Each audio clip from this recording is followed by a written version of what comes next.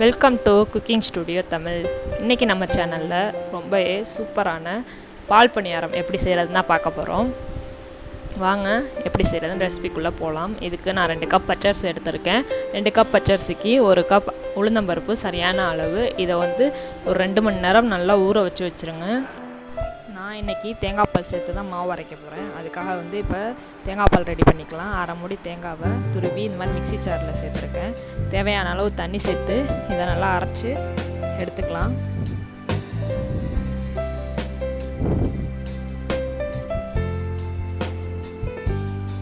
இப்போ இதை ஒரு பவுலில் மாற்றிக்கலாம். இப்போ அரிசி உளுந்து 2 மணி நேரம் ஊறிடுச்சு. இப்போ இதை 2-3 டைம்ஸ் வாஷ் பண்ணிவிட்டு கிரைண்டரில் சேர்த்துக்கலாம். நான் தண்ணி எதுவும் சேர்க்கல, தேங்காய் பால் மட்டும் சேர்த்து தான் அரைக்க போகிறேன். 1 கப் தேங்காய் பால் சேர்த்திங்கன்னா கரெக்டாக இருக்கும். உங்களுக்கு தேங்காய் பால் சேர்க்க விருப்பம் இல்லைன்னா நீங்கள் தண்ணி சேர்த்து கூட அரைச்சிக்கலாம்.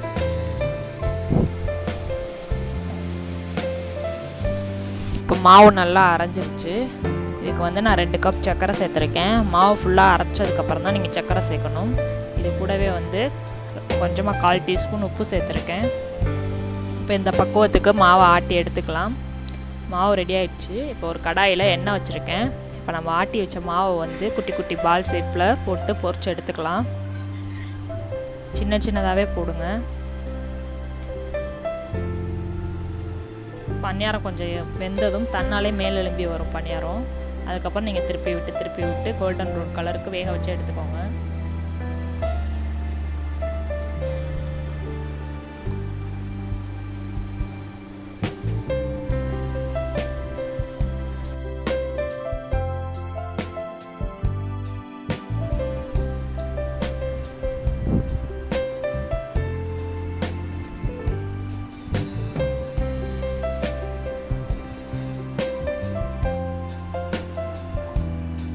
இப்போ ரெடி ஆயிடுச்சு. இதை இப்போ வெளியே எடுத்துடலாம்.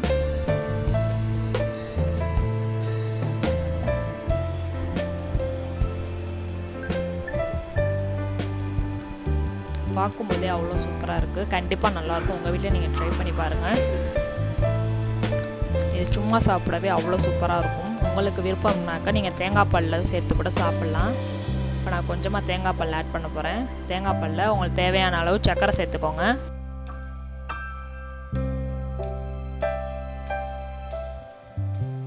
தேங்காய் பாலில் பணியாரத்தை ஆட் பண்ணிக்கலாம். ஆட் பண்ணி ஒரு 1/4 மணி நேரம் ஊற வச்சு சாப்பிட்டிங்கன்னா ரொம்பவே டேஸ்ட்டாக இருக்கும்.